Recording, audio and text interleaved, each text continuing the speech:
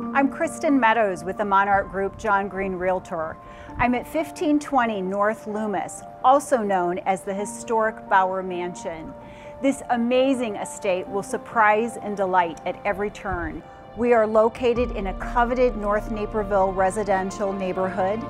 The amazing grounds are on 1.6 acres. That's right, 1.6 acres in town. Come on in.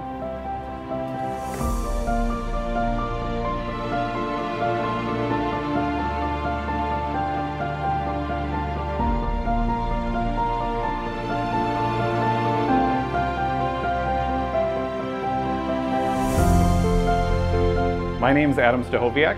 I am the owner of 1520 North Loomis.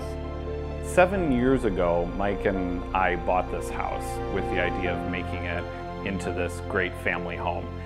We spent the last 7 years really going room by room and figuring out how it was that this house was going to function for us and for our family. And it's exciting because while we've maintained a lot of the historic details of the house, we've updated it to a point where the house is really usable for today's family. You know, we've put together rooms and we've updated things and put lighting in and done all sorts of stuff that really has brought it to, you know, this 21st century. But when you walk into the house, it still feels like you're kind of sucked back into 1904.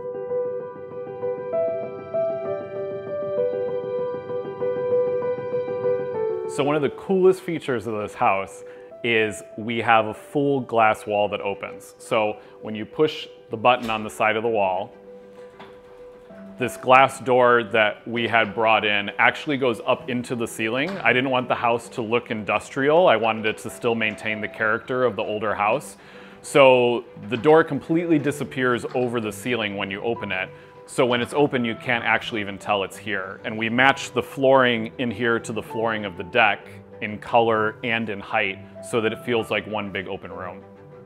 As a kid growing up in Naperville, I always wanted a treehouse. So this was a little bit of a selfish project on my part, but my kids enjoy climbing up there and playing there. It's got a slide. But we really utilize this side of the yard as kind of our play side of the yard. So while it has our, you know, outdoor kitchen and most of the lawn space, it also has a tree house and a playground.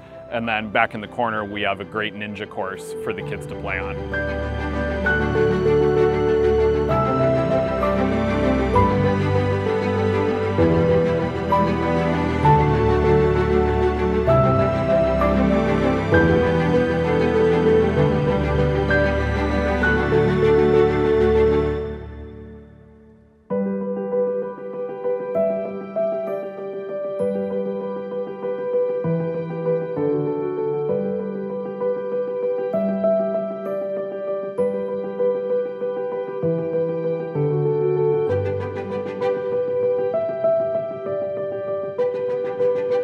So our master bedroom project was one of the first things we intended on doing and one of the last things we actually did. We wanted to get it right, honestly, is why it took so long. We spent a lot of time figuring out how the bathroom was going to lay out in respect to the bedroom. The bathroom was the most exciting and I think one of the coolest projects we did in this house.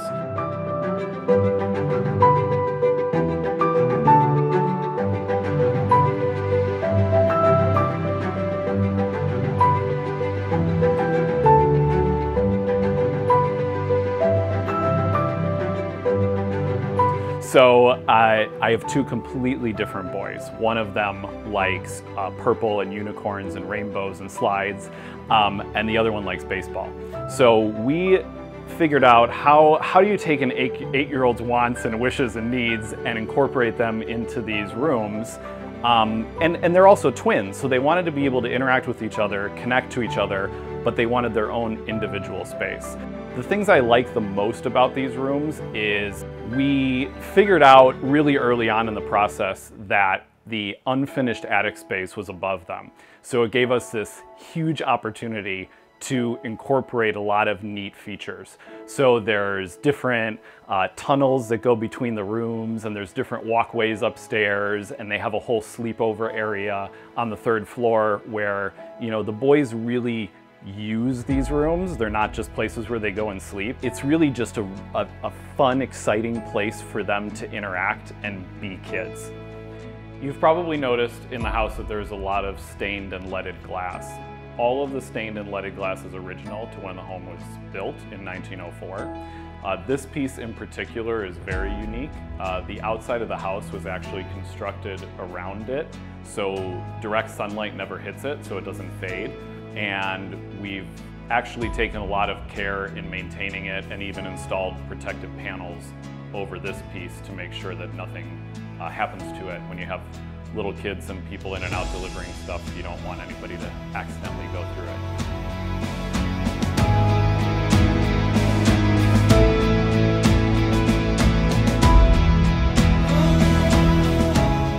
So a couple years ago, we had a little tiny garden next to the garage, and we decided that we liked it so much that we were going to expand it. So we had a large grass area next to the house where we put in a pretty good size 20 by 40 foot garden. Doing that for about a year, we thought, you know, it'd be really great if we got chickens.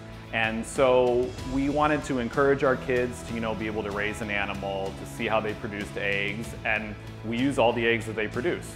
So we have 8 chickens.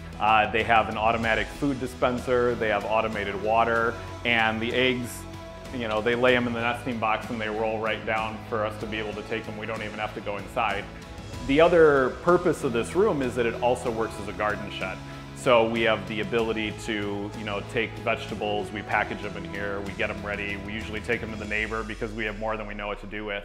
But the greatest thing about this is that you can leave it for a couple weeks at a time and not really have to worry about it.